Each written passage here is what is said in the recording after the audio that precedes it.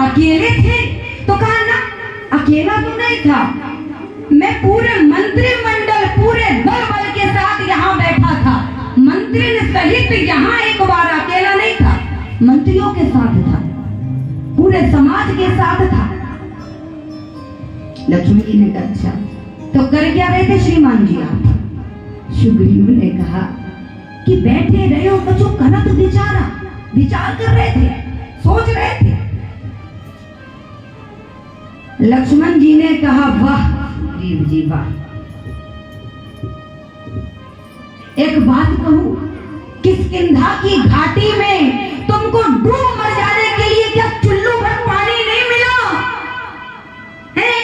जिस समाज में एक भारतीय नारी का अपहरण हो रहा था, समाज के लोग मूक बधिर बनकर के केवल और केवल तमाशा देख रहे थे, शर्म नहीं आती है तुमको? एक स्त्री का अपहरण हो रहा है और आप दल बल के साथ, मंत्रियों के साथ तमाशा देख रहे हो, उसका अपहरण हो जाने दिया। तुम जैसे इंसानों को समाज में जीवित रहने का भी कोई नैतिक अधिकार नहीं है। जिस समाज में स्त्रियों का इतना बड़ा अपमान हो रहा है,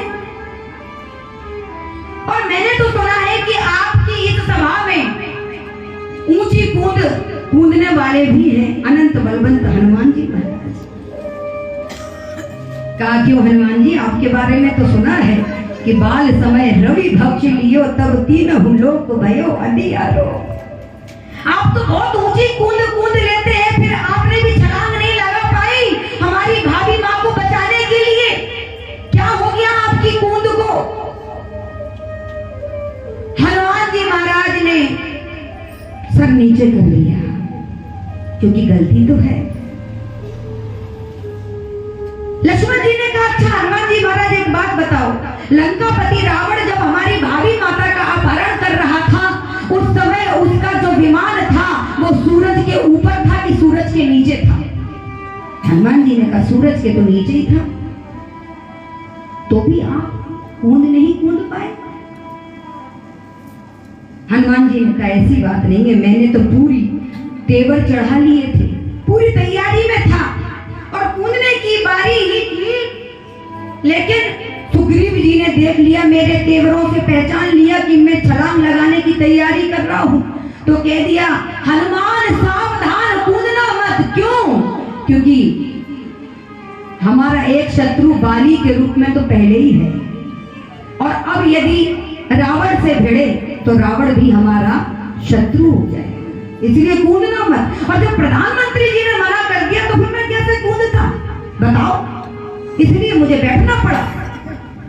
यही विडंबना है हमारे समाज की, यही विडंबना है हमारे परिवार की, यही विडंबना है हमारे समाज की, यही विडंबना है हमारे देश की, और यही विडंबना है हमारे राष्ट्र की। क्या?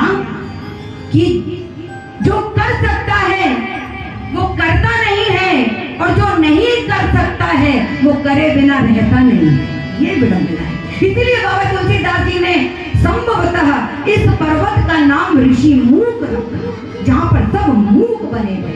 ये बिल्कुल तर्क संगत लगता है ये नाम। और आपको भी मैं एक बात बताना चाहती हूं कि समाज में स्त्रियों का कितना बड़ा स्थान है। यत्र नार्यस्तु पूज्यन्ते रमन्ते तत्र देवता, यही कहा जाता है। राम जी ने कहा बंद करो ये सब, मैं कुछ नहीं सुनना चाहता। ये बताओ सुग्रीव, क्या मेरी सीता ने कुछ दिया, कुछ बोला, कुछ कहा?